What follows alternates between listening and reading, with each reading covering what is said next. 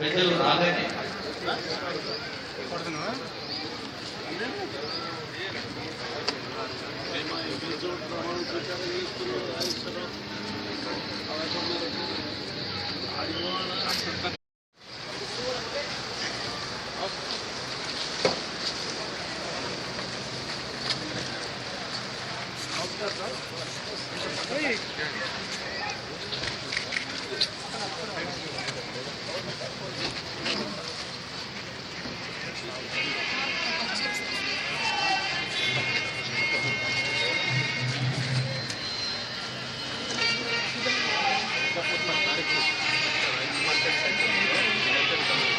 Governor గారు, honourable lady governor గారు, honourable deputy CM government Kadiyam శ్రేణి గారు, మన విద్యాశాఖ మంత్రులు, అలాగే ఆనరబుల్ డిప్యూటీ సీఎం, అలాగే స్థానిక సంస్థలు సభాధ్యక్షులు, ముఖ్యంగా పెద్దలు, రాష్ట్ర హోంశాఖ మంత్రులు నరసింహారెడ్డి గారు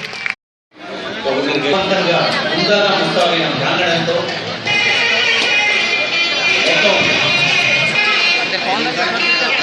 విద్యార్థులకి విద్యా కల్పతలుగా పాఠశాలను అందజేస్తున్నారు.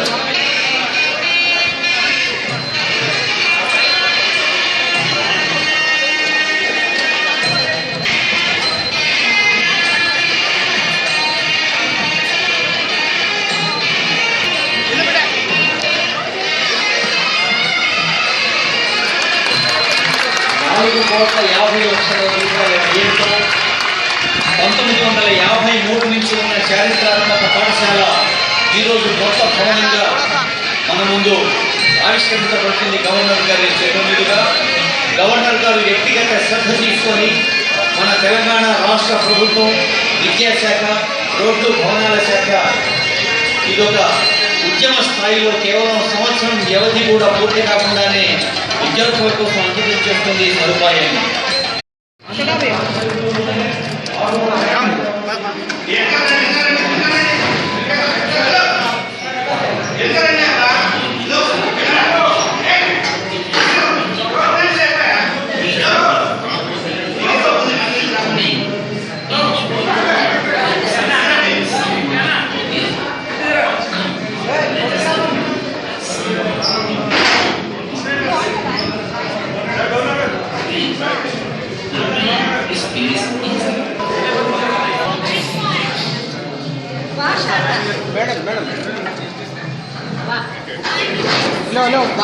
రాసానా కొంచెం వెనకాల తీసుకో.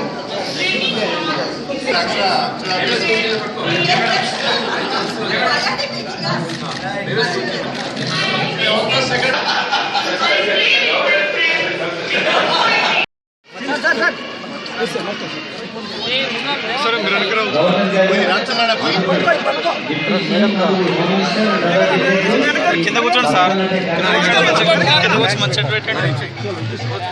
మీరు అడ్డం వస్తే పక్క జరండి. చాలు ఇక తర్వాత వేసుకున్నది అంత తర్వాత వేసుకోండి.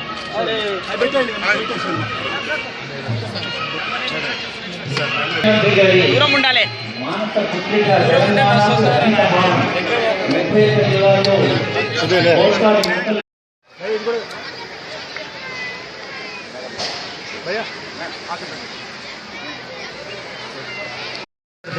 ముఖ్యమంత్రి గారి మార్గదర్శనంలో సాగుతున్న కడియం శ్రీహరి గారు గవర్నర్ గారికి, శ్రీమతి లేడీ గవర్నర్ గారికి సవినయంగా సాధారణంగా ఆత్మీయంగా అందజేస్తున్న సత్కారం శాలువాలతో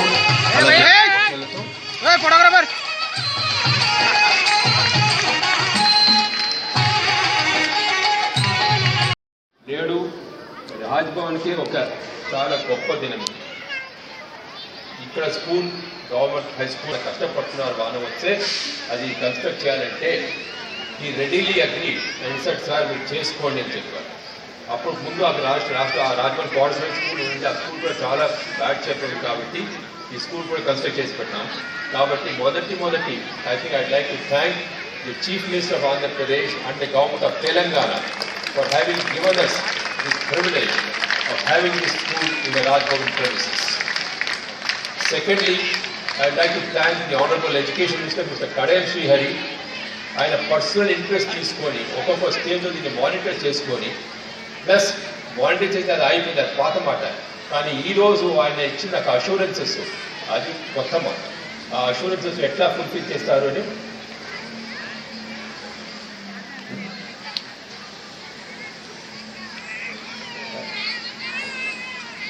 సో వాళ్ళు చేసిన చాలా గొప్ప పని ఇక్కడ.